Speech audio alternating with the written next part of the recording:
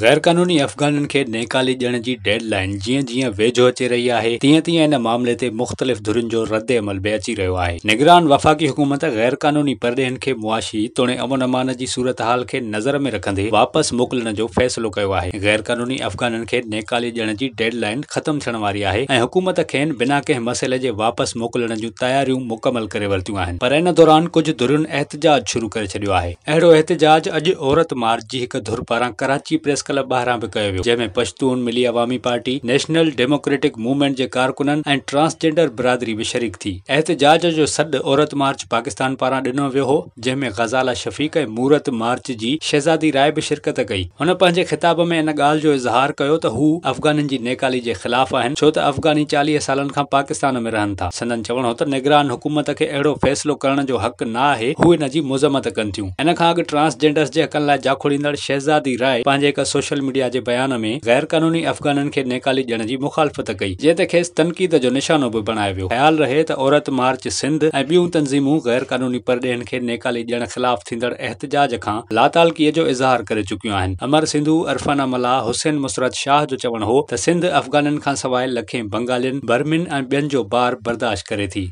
पनाहगीरनि जे करे सिंध जी डेमोग्राफी में मुक़ामी सिंधियुनि खे मसइला आहिनि। जाली सुञाणप कार्डनि खे रद्द करे खेनि बाइज़त तरीक़े सां वापसि मोकिलियो वञे। सिंध सुहाई ऑर्गेनाइज़ेशन औरत मार्च जे बाइकाट जो ऐलान कयो। आयशा धारे जो चयो त दुनिया में गैर कानूनी परॾेहनि खे कढियो वेंदो आहे, किथे बि औरतुनि जी तंज़ीमुनि अहिड़ो एहतजाज नाहे कयो। अहिड़े एहतजाजनि जो सिंध जूं औरत तंज़ीमूं मुकमल बाइकाट कनि थियूं। सिंधियानी तहरीक जी ज़ीनत समूह ऐं उमरा समूह चयो त अफ़गान पनाहगीरनि जे करे सॼो मुल्क दहशतगर्दी जो शिकार रहियो आहे। गैर कानूनी परॾेहनि जी हिमायत तरक़ी पसंदी न आहे।